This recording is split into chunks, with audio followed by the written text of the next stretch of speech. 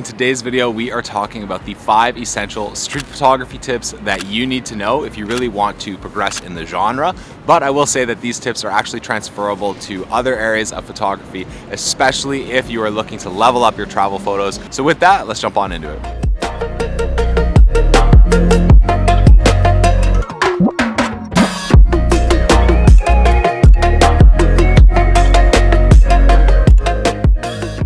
Welcome to the channel. My name is Brock Wonder. I am a street and travel photographer based in Toronto, and on this channel we talk about how to live a more creative and impactful life. Now, in fact, in today's video we are not in Toronto, we are actually in Montreal. Last week I went to Ottawa, this week we're in Montreal, and I really just needed a change of pace. I actually haven't been here since I was a kid, and it's really funny walking around. I'm like remembering things as I've been going through the city, so it's almost like I'm going to be rediscovering the city as we shoot this video, so I'm actually pretty excited for this one. Before we jump into the tips, I do need to mention one thing, and that is that I really think that street photography is actually a sub niche of travel photography. And that's because you're learning how to capture elements of travel, like culture, people, cities, all of those things that make travel special when you are doing street photography. You're capturing the story in the location that you are visiting. And so today's 5 tips will help you become a better storyteller with your photography, because inevitably a good photo comes down if the photo itself grips someone's attention and draws them in to look at it for longer. So with that, let's jump on into tip number 1.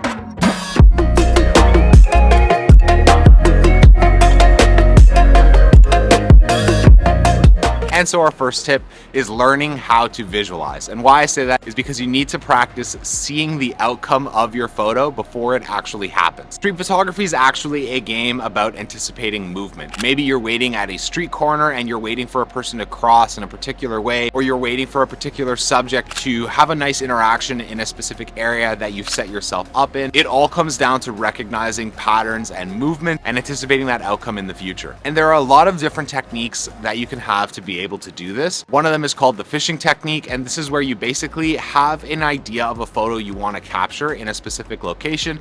Let's say there's a leading line and you want a subject to cross the street in a particular way, and you basically sit in front of that area that you want to capture waiting for your subject to come, as opposed to what people think the conventional approach to street photography is, where we're just like whipping our camera out everywhere, taking random photos of people crossing the street and that kind of thing. It really can be a lot more methodical and thought out if you want it to be. And so the second side of that is learning how to use your framing. Especially in urban photography and urban travel photography, cities have unbelievable advantages in their ability to have maybe window frames or door frames, or being able to have some sort of leading line and angular compositions that point directly to your subject. You can line up your subjects in those areas a lot more accurately if you can see the frames before you need to use them. And then on that side of it, the storytelling element really comes into place, because different cities have different elements of framing and different ways that you can visualize to tell the story of that location. And so you might end up highlighting specific components of architecture that make that city unique, even though you're doing street photography. And that goes back to why I said this is actually travel photography. So with that, let's jump on into tip number 2.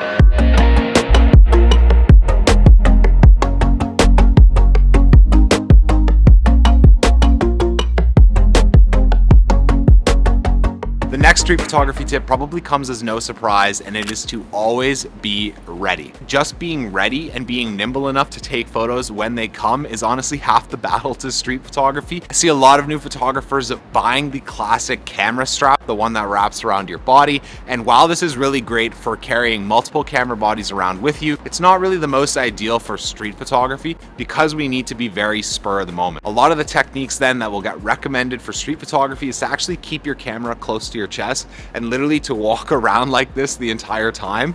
I never really did that because I like to keep my camera by my side and almost like keep it a little hidden or a little bit more subtle. And instead I like to keep a wrist strap and have the confidence to know it's on your wrist and you're not going to drop it, because otherwise these things can slip quite easily. Haven't had it happen in the last 4 years, but it can happen. Take my word for it. You want to just be able to take your camera body, lift it up to your eye as close as possible if you want to use your viewfinder, or if you're using the back LCD screen, having a wrist strap is great because you can just hold the camera, look right on the back, and then this way you have full mobility to the camera and you're stuck holding it the entire time you're actually taking pictures.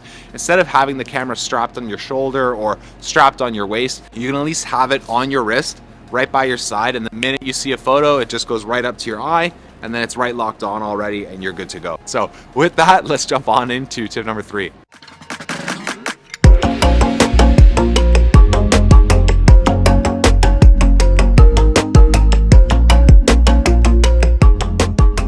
Alright, so I don't know if you can see it, but we've now got Canada's version of the Notre Dame Cathedral behind me. A lot smaller, but it's pretty cool that we do have this kind of architecture in Canada, given that it's such a new country. We don't really have that like historic element. And why I really like Quebec is because we actually do have that castles, the cobblestone, the older city components, whereas Toronto, basically everything is brand new. And that leads me to tip number 3, and that is to learn how to showcase your environment and really take your environment to your advantage. Part of the reason why I came to Montreal, and now that we're in old Montreal, is because I wanted to add a different element to my street photography that wasn't just, you know, the tall skyscrapers, the banks, the clean glass windows, like that kind of more modernist look, but instead I wanted to figure out how to capture more cultural related photos and just take advantage of those like detailed ornaments on buildings. And that's really what the best part about street photography is, in my opinion, is that it doesn't always have to be like street portraiture. I kind of always explain it like taking landscape photos in an urban setting. And why I say this is because I look to basically place people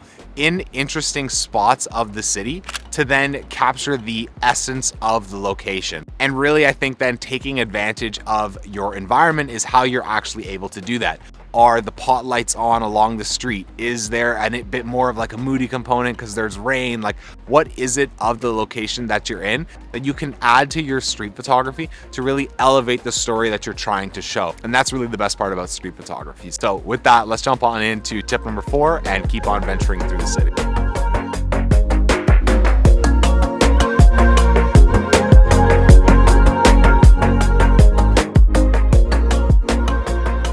The 4th tip is the most practical tip, and that has to do with your camera settings. Now, a lot of street photographers are going to say to shoot manual, but to be honest, for most people, I think that it actually makes the most sense to shoot aperture priority. And the reason why is because your aperture largely is the thing responsible for telling stories in your photos. For example, if you have a photo that has high depth of field versus a photo that has low depth of field, the amount of separation from the background and how you're isolating your subject inevitably impacts what your viewer is looking at, how dramatic the photo looks, and really overall the atmosphere that you're able to get from that photo. You need to be able to have settings that can adapt extremely quickly in the moment to what you want them to do. And so really then you'll be shooting manual a lot when you're in low light environments, because aperture priority then will drop your shutter settings to like 1/30, 1/20, really the bottom line of where handheld could be. And then you start going into the territory of you needing to control the camera based on the activity that you're doing, rather than the camera just thinking it needs to expose itself correctly, because street photography requires a higher shutter speed. So you'll reach a point where it's up to you, but 9 times out of 10, aperture priority is the way to go to be able to have the quickest camera setting options available to you to both fix your story, get your exposure right, and inevitably come out with a good photo. So with that, let's jump on into tip number 5 and round out today's video.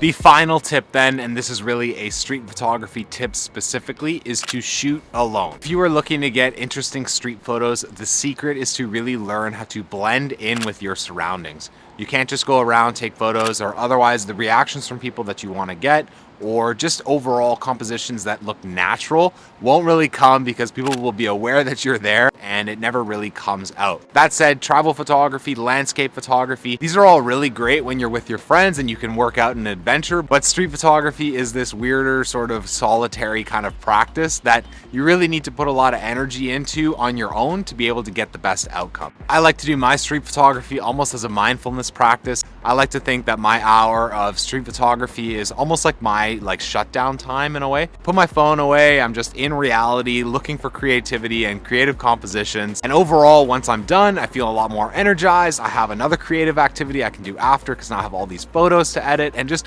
overall, I think it's just a really good habit to develop. And so I hope you found this video useful to you. If you do want to see more videos and more tips and tricks in the future, be sure to comment down below. Let me know what you thought about today's video. Give it a thumbs up if you did enjoy enjoy it. And of course, you can ask me any questions up on Instagram as well. So with that, I'm gonna go head on out, do some more street photography, explore what this city has to offer, the incredible architecture I've already seen already, and hopefully film a POV along the way. So hopefully that'll also come out at some point this week. And with that, I will see you all in the next one. Thanks for watching.